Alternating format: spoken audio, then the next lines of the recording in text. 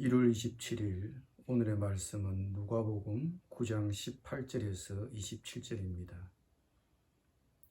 예수께서 따로 기도하실 때에 제자들이 주와 함께 있더니 물어 이르시되 무리가 나를 누구라고 하느냐?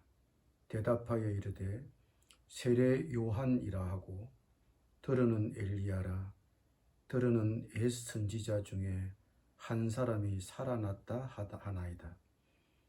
예수께서 이르시되 너희는 나를 누구라 하느냐?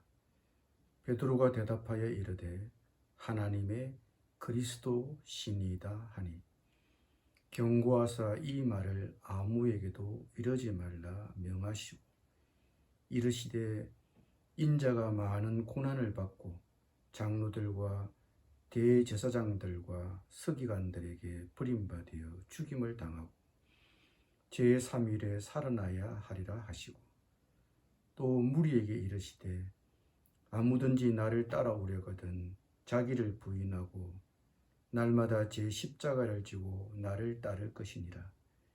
누구든지 제 목숨을 구원하고자 하면 잃을 것이요 누구든지 나를 위하여 제 목숨을 잃으면 구원하리라. 사람이 만일 온 천하를 얻고도 자기를 잃든지 빼앗기든지 하면 무엇이 유익하리요? 누구든지 나와 내 말을 부끄러워하면 인자도 자기와 아버지와 거룩한 천사들의 영광을 올 때에 그 사람을 부끄러워하리라. 내가 참으로 너희에게 이르노니 여기 서 있는 사람 중에 죽기 전에 하나님의 나라를 볼 자들도 있느니라.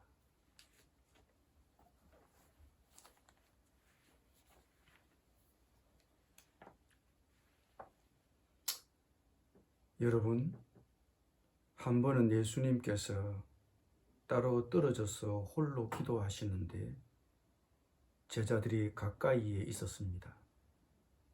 예수님께서 제자들에게 물으셨습니다. 내가 누구냐? 너희는 나를 누구라고 보느냐? 베드로가 대답했습니다. 주님은 그리스도, 메시아, 하나님께서 기름 부어 주신 분입니다. 예수님의 정체를 몰라보던 제자들이 예수님을 하나님이 보내주신 메시아로 인정했습니다.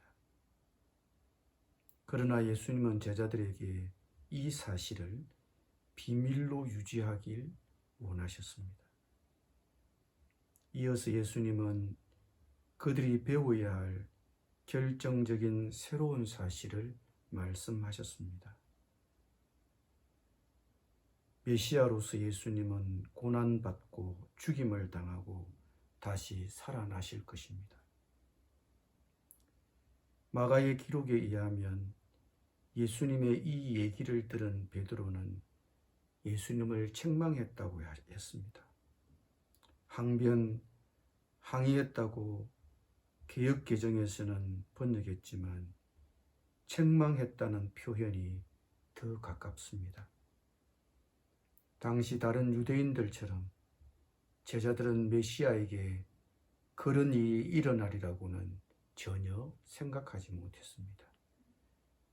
불길한 얘기를 들은 베드로가 예수님을 책망한 것은 어쩌면 자연스러워 보입니다.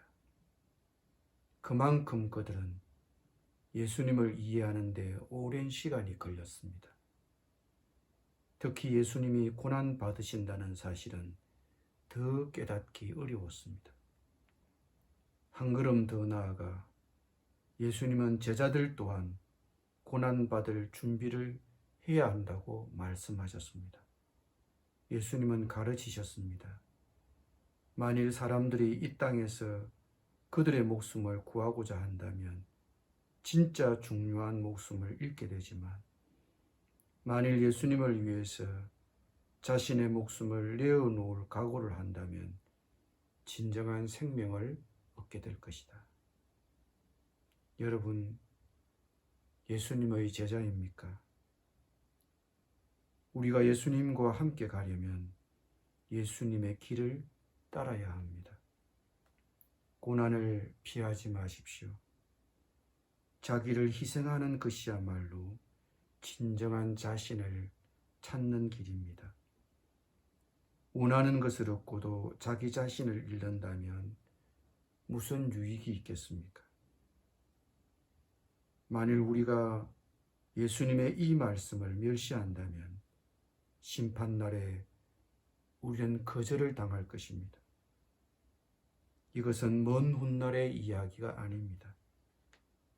지금 하나님 나라의 백성으로 살고 있는 우리에게 해당되는 말씀입니다. 오늘 예수님을 위해서 우리가 희생해야 할 것이 무엇입니까? 기도하겠습니다.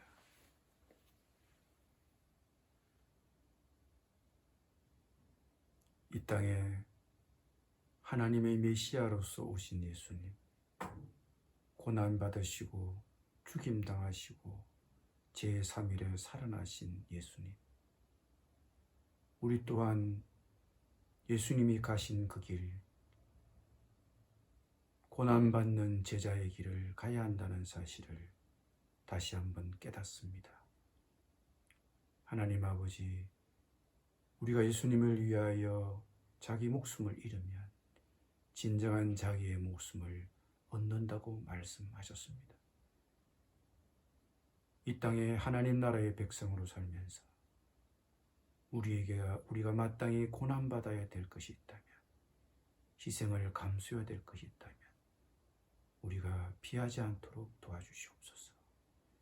예수님의 이름으로 기도드립니다. 아멘.